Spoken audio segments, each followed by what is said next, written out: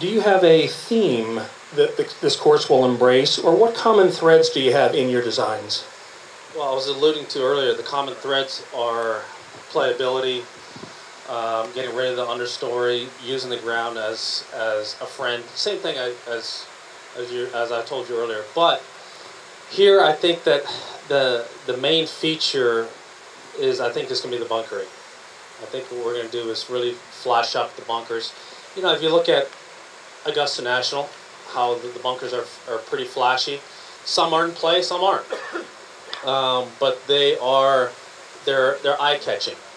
And I just think that if we do it right, that the bunkering here will be eye-catching, but also then again, I want your eye to be pulled to the scenery, pulled into the trees and the surrounding areas. So that's the trick that's gonna have to happen. Using a lot of the rock that's already existing here. Those are natural landforms and features that I think that are, well, one, they're indigenous to this area, but I think that we can use that as a design feature.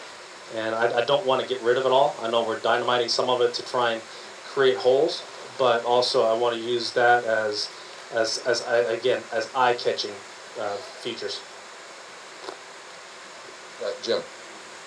Right. Yep. Yeah. Is there a projected opening date, and what kind of green fees are we talking about? Anything like that yet? I think we're targeting 2019. Yeah.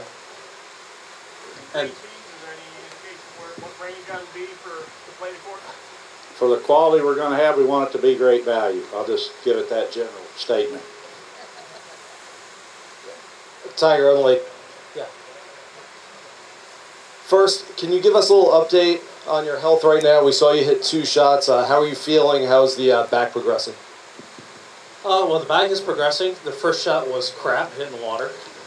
The second shot, I stiffed it. So, no, it's, you know, as I was telling, you know, what Mark was saying, you know, at Augusta, I have good days and bad days. You know, I've had 3 back operations, and that's just kind of the nature of the business, unfortunately. That's all I can say. And secondly, you've designed. Sorry. In designing those first couple of courses that you didn't know before. Well, the reason why I waited as long as I did to get into the design business is that I want to play on every continent, and I have. The only continent I didn't play is Antarctica. But I've played everywhere around the world. I've seen all the different types of styles of golf, how they're played, different levels of play, from extremely difficult to things that are you know, very simplistic, but also then again things that have just nature's just done its course. Look at St. Andrews. It's a golf course, but it's flat and it's out there and it's right in front of you.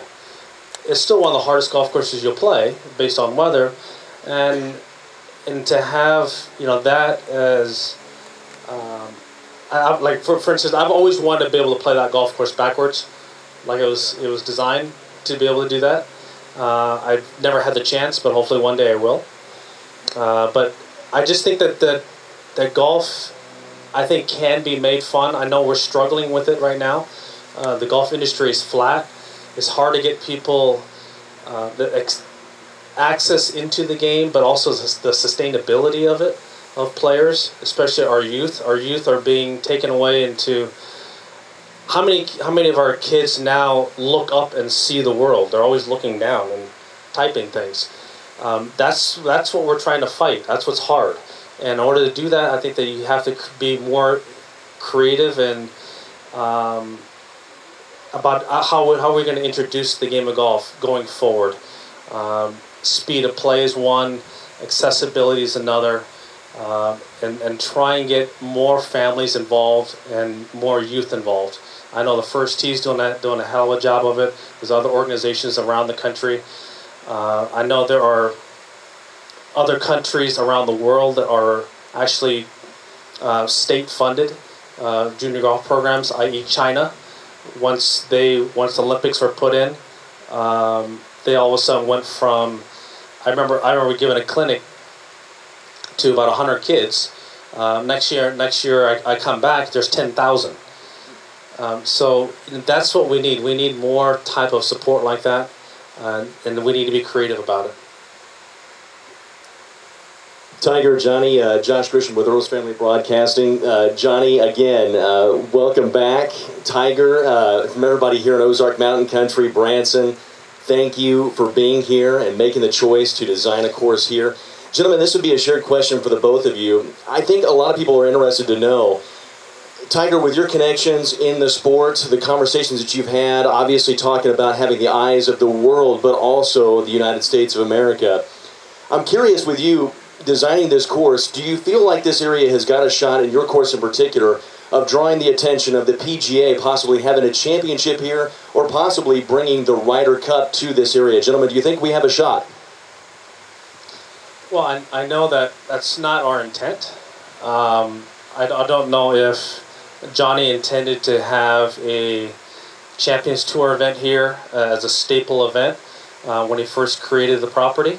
Sometimes it just evolves into something like that, and maybe this golf course may hold a PGA Tour event down the road. But that's not our goal right now. Our goal is to try and create an environment that people are going to enjoy. I want people to once they play Payne's Valley, to be able to come back and say, I want to play it again. That to me determines success. I also, my 2 cents on that is going to be the quality when it's all said and done that might give us the opportunity to host something really grand here. You wouldn't be opposed to that. I was never opposed to that.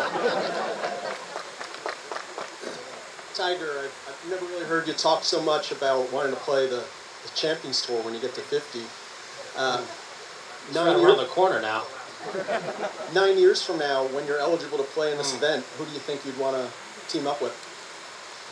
Team up with? Is there teams?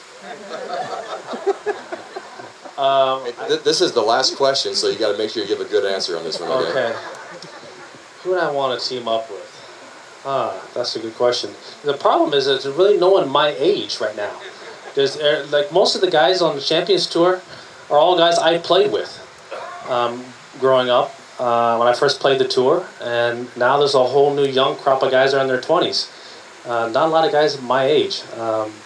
I guess I would say that the person I'm closest to is probably Strix, but he's already out here.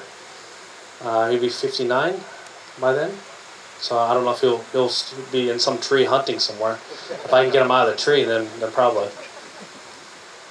Well, I think I look forward to you getting out here because I'll be 67, and I couldn't beat you then. I probably couldn't beat you then either, but I'm going to really try. But anyway, I think that's it for the questions. Thank you all very much. You got it, guys. Thank you. Thanks for having us.